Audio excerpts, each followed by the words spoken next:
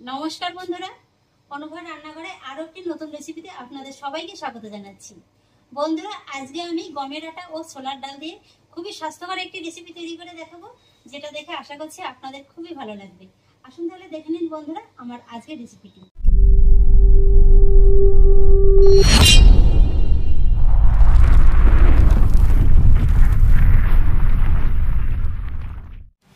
বন্ধুরা, আজকের এই রেসিপিটির জন্য আমি শুরুতেই একটি বড় জায়গা নিয়ে নিয়েছি আর তার ভিতরে দিয়ে দেবো 2 কাপ মতো গমের আটা। এবার আটাটাকে মেখে নেওয়ার জন্য আমি এর ভিতরে দিয়ে দেবো স্বাদ অনুযায়ী লবণ আর 1 টেবিল চামচ ঘি। আপনারা এখানে ঘিয়ের পরিবর্তে সাদা তেল দিয়েও করতে পারেন, তবে আজকের এই রেসিপিটা যদি ময়ামে একটু ঘি দিয়ে দেন তাহলে কিন্তু খেতে খুবই ভালো লাগবে। এবার লবণ আর ঘিটা আটার সঙ্গে একবার ভালো করে মিশিয়ে নেব। তারপর এর ভিতরে অল্প অল্প করে নরমাল জল দিয়ে একটি ডো তৈরি করে নেব। এই ডোটি কিন্তু বন্ধুরা একেবারে খুব বেশি নরমও হবে না, আবার একেবারে খুব বেশি শক্তও হবে না, সেইভাবেই কিন্তু অল্প অল্প জল দিয়ে ডোটিকে মেখে নিতে হবে।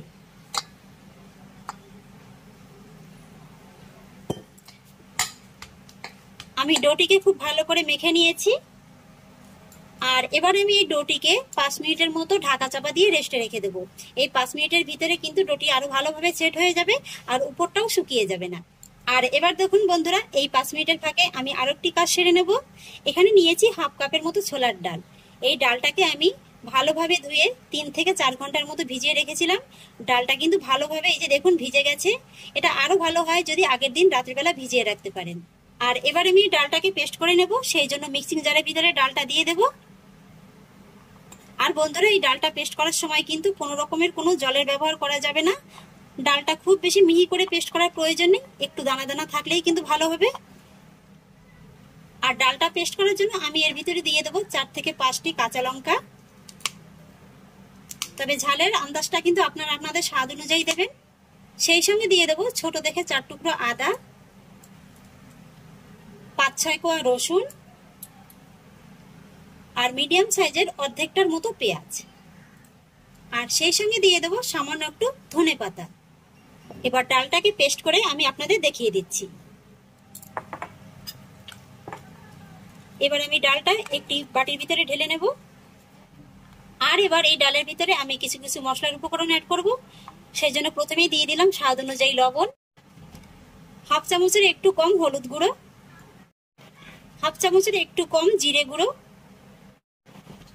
1 চুটকির মতো গোলমরিচের গুঁড়ো, খুবই সামান্য একটু গরম মশলা গুঁড়ো আর দিয়ে দেবো 1 চুটকির মতো হিং। আর সেই সঙ্গে দিয়ে দেবো খুবই সামান্য একটু লাল লঙ্কার গুঁড়ো। আপনারা যদি ঝাল কম খান এখানে লাল লঙ্কার গুঁড়োটাকে স্কিপ করে যেতে পারেন, যেহেতু আগেই কাঁচা লঙ্কাটা দেওয়া আছে। এবার আমি সমস্ত মশলাটিকে ডালের সঙ্গে ভালো করে মিশিয়ে নেব। ডালের সঙ্গে মশলাগুলোকে খুব ভালো করে মিশিয়ে নিয়েছি। আর এবার আমি ডালটিকেও একটা সাইডে সরিয়ে রাখবো। ডোটিকে আরেকবার হাত দিয়ে একটু মেখে নেব। তারপর একটা চপিং বোর্ডের পরে ডোটিকে রেখে এইভাবে একটু হাত দিয়ে ডলে নেব। তারপরে আমি লেচি থেকে অর্ধেকটার মতো নিয়ে নেব। এবার এই লেচিটাকেও আমি হাতের সাহায্যে একটু এইভাবে লম্বা লম্বি করে নেব। তারপর একটা চাকুর সাহায্যে আমি এই লেচিটাকে পিস পিস করে কেটে নেব। এই যে বন্ধুরা, আমি এইভাবে কেটে নিয়েছি। একই রকম ভাবে বাকি লেচিটা থেকেও কেটে নেব। তারপরে এই লেচিগুলোকে হাতের সাহায্যে একটু গোল করে নেব। এই যে বন্ধুরা, গোল করে এইভাবে একটু চ্যাপটা করে নিলে কিন্তু করতে খুবই সুবিধা হবে। আর এবার দেখুন, আমি একটি ছিদ্রযুক্ত থালা নিয়েছি। থালাতে দিয়ে দেব খুবই সামান্য একটু সাদা তেল। তেলটাকে থালার গায়ে ভালো করে একবার লাগিয়ে দেব। আর এবার আমি যে লেচিগুলো তৈরি করে রেখেছিলাম না, সেই লেচিগুলো একটা একটা করে থালার পরে দিয়ে দেব। তারপরে এইভাবে হাত দিয়ে চেপে চেপে একটু বড় করে নেব। বন্ধুরা, এই থালাটা কিন্তু সরাসরি কিচেন টেবিলে করে রেখে করবেন না, এইভাবে একটা যে কোনো পাত্রের পরে রেখে করবেন। যেহেতু থালায় এই যে ছিদ্রটা আছে না, এই ছিদ্রটার কারণেই কিন্তু এই লেচিটা নিচের পাশটা সুন্দর একটা ডিজাইন আসবে। আর যদি আপনারা সরাসরি কিচেন টেবিলে করে রেখে করেন তাহলে কিন্তু এই সুন্দর ডিজাইনটা আসবে না। আর আজকে আমি কোনো রকম বেলাবেলি ঝামেলা ছাড়াই খুব সহজভাবে আপনাদের তৈরি করে দেখাচ্ছি। এবার বন্ধুরা আমি আপনাদের আর অপেক্ষায় রাখবো না, এবার আমি আপনাদের বলেই দিচ্ছি যে আজকে আমি আপনাদের সঙ্গে কি রেসিপি শেয়ার করছি। ইউপির একটা ফেমাস রেসিপি ভাকোচা। এই রেসিপিটি কিন্তু বন্ধুরা ইউপিতে একেবারে খুবই জনপ্রিয়। আপনারা চাইলে কিন্তু এই লেচিটাকে আলাদা করে বেলে নিয়েও করতে পারেন, সেক্ষেত্রে কিন্তু এই নিচে যে সুন্দর ডিজাইনটা আছে এটা কিন্তু পাবেন না। এইভাবে হাত দিয়ে একটু চেপে চেপে এটাকে পাতলা করে নেব। একই রকম ভাবে আরো একটি দিয়ে দিচ্ছি। আর বন্ধুরা এই রেসিপিটি সম্বন্ধে আপনারা জানেন কিনা আমাকে কিন্তু অবশ্যই কমেন্টে জানাবেন।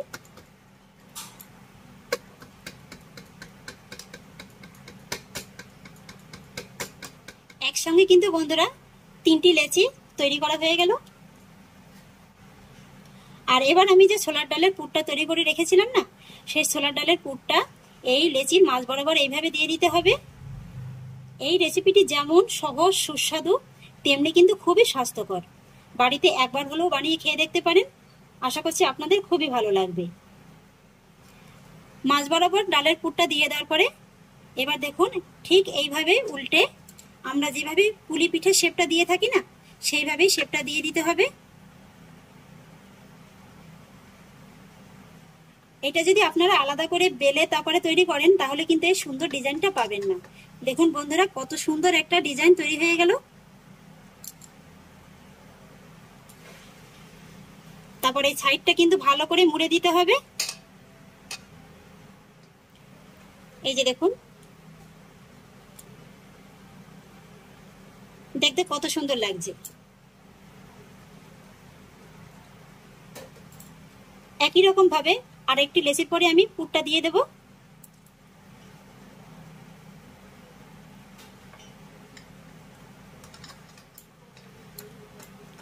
আর এইভাবেই আমি সবকটি তৈরি করে নেব। বন্ধুরা আমি একে একে সবকটি তৈরি করে নিয়েছি। আর এবার দেখুন বন্ধুরা একটি কড়াইতে আমি বেশ কিছুটা পরিমাণে জল গ্যাসের পরে বসিয়ে দিয়েছি। আর এবার জলে দিয়ে দেব সামান্য একটু লবণ আর হাফ চামচের মতো সাদা তেল। আর এবার যখন জলটা এইভাবে খুব ভালোভাবে গরম হয়ে যাবে, প্রায় বলক চলে আসবে, পুরোপুরি বলক চলে আসেনি, ঠিক সেই সময় এক এক করে এই নাস্তাগুলো এই গরম জলের ভিতরে দিয়ে দিতে হবে।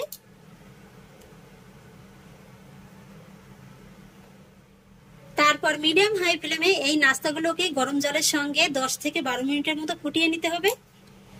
তবে ফুটিয়ে নেওয়ার সময় কিন্তু মাঝে মাঝে এইভাবে একটু নেড়েচেড়ে দিতে হবে, তা না হলে কিন্তু নিচ থেকে লেগে যাবে। এবার বন্ধুরা আমি আপনাদের 10 থেকে 12 মিনিট বাদে দেখিয়ে দিচ্ছি। এই নাস্তাগুলো কিন্তু বন্ধুরা খুব সুন্দরভাবে সেদ্ধ হয়ে গেছে। এবার আমি এক এক করে এই নাস্তাগুলো এই গরম জল থেকে তুলে নেব।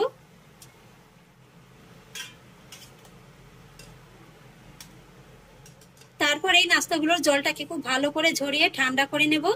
আর বন্ধুরা এই নাস্তাগুলো কিন্তু আপনারা এইভাবেও গরম গরম খেয়ে নিতে পারেন, সেক্ষেত্রে গ্রিন চাটনি কিংবা টমেটো কেচাপের সঙ্গে খাবেন, খেতে কিন্তু খুবই ভালো লাগে। তবে আমি আরেকটু সুস্বাদু করার জন্য এর বাকি প্রসেসটা আপনাদের দেখিয়ে দিচ্ছি। এগুলো খুব ভালোভাবে ঠান্ডা হয়ে গেছে। আর এবার আমি এগুলোকে একটু পিস পিস করে কেটে নেব।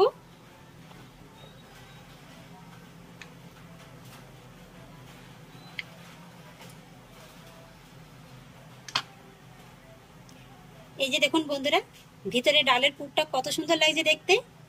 আমি একটু ছোট ছোট করে কেটে নিচ্ছি, আপনারা কিন্তু এর থেকে বড় করেও কেটে নিতে পারেন। একই রকম ভাবে আমি সবকটিকে কেটে নিয়েছি। কড়াইটাকে আবারও গ্যাসে করে বসিয়ে দিয়েছি। আর এবার বন্ধুরা এই নাস্তাটিকে আরো সুস্বাদু বানানোর জন্য আমি একটি তড়কা ফোড়ন বানিয়ে নেব। সেই জন্য কড়াইতে দিয়ে দেব বড় চামচের 1 চামচের মতো সাদা তেল।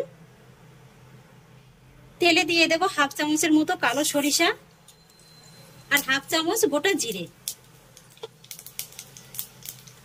ফোড়নগুলোকে হালকা করে একটু ভেজে নেব। তারপর এর ভিতরে আমি অ্যাড করব মিডিয়াম সাইজের একটি পেঁয়াজ কুচি। আর এই পেঁয়াজটাকে কিন্তু বন্ধুরা খুব বেশি লাল করে ভেজে নেওয়ার প্রয়োজন নেই, হালকা একটু লাইট ব্রাউন কালার চলে আসলেই হয়ে যাবে। পেঁয়াজটাকে হালকা করে একটু ভেজে নেওয়ার পরে আমি এর ভিতরে দিয়ে দেবো কিছুটা ধনেপাতা কুচি। হালকা করে একটু নেড়ে চেড়ে নেব। ব্যাস, তারপরে এই নাস্তাগুলো ছেড়ে দেব এই তেলের ভিতরে। কম আছে নাস্তাগুলোকে এই তড়কা ফোড়নের সঙ্গে একটু নেড়ে চেড়ে মিশিয়ে নেব। কম আছে প্রায় 2 মিনিটের মতো নাস্তাগুলোকে আমি ফোড়নের সঙ্গে নেড়ে চেড়ে নিয়েছি। আর এবার দেখুন বন্ধুরা, এই নাস্তাগুলোকে দেখতে কতটা লোভনীয় লাগছে। ব্যাস আর কিছুই না, এবার শুধু গ্যাসের ফ্লেমটাকে অফ করে দিতে হবে আর নাস্তাগুলোকে সার্ভ করে দিতে হবে। কি বন্ধুরা, কেমন লাগলো ইউপির এই ফেমাস নাস্তা রেসিপিটি? আশা করছি আপনাদের খুবই ভালো লেগেছে। আর আপনারা দেখতেই পেলেন এই নাস্তাটা কত স্বাস্থ্যকর এবং সুস্বাদুভাবে তৈরি করা যায়, এবং কিন্তু খুবই কম খরচেই তৈরি করা যায়। এর গায়ে দেখুন ধনেপাতা, পেঁয়াজ কুচি এবং জিরে সরিষাটা কত সুন্দর লেগে আছে, আর দেখতে কত সুন্দর লাগছে। বন্ধুরা, আমি নাস্তাগুলোকে সার্ভিং প্লেটে সার্ভ করে নিয়েছি। আর এই নাস্তাগুলো বন্ধুরা তড়কা ফোড়ন দেওয়ার কারণে এতটাই সুস্বাদু হয় খেতে যে আলাদা করে কিন্তু আর কোনো রকমের কোনো চাটনির প্রয়োজন হয় না। আশা করছি বন্ধুরা ইউপির এই বিখ্যাত নাস্তা রেসিপিটি আপনাদেরও খুব ভালো লেগেছে। যদি ভালো লেগে থাকে তাহলে আমাকে অবশ্যই একটা লাইক এবং কমেন্ট করবেন, সেই সঙ্গে বন্ধুদের সঙ্গে শেয়ার করবেন। আর প্লিজ বন্ধুরা, যদি আমার পরিবারের নতুন সদস্য হয়ে থাকেন তাহলে একটা সাবস্ক্রাইব করে পাশে থাকা বেল আইকনটি প্রেস করে দেবেন। ফিরে আসছি এরকমই পরের অন্য কোনো নতুন রেসিপি নিয়ে। সবাই ভালো থাকুন, সুস্থ থাকুন, ধন্যবাদ।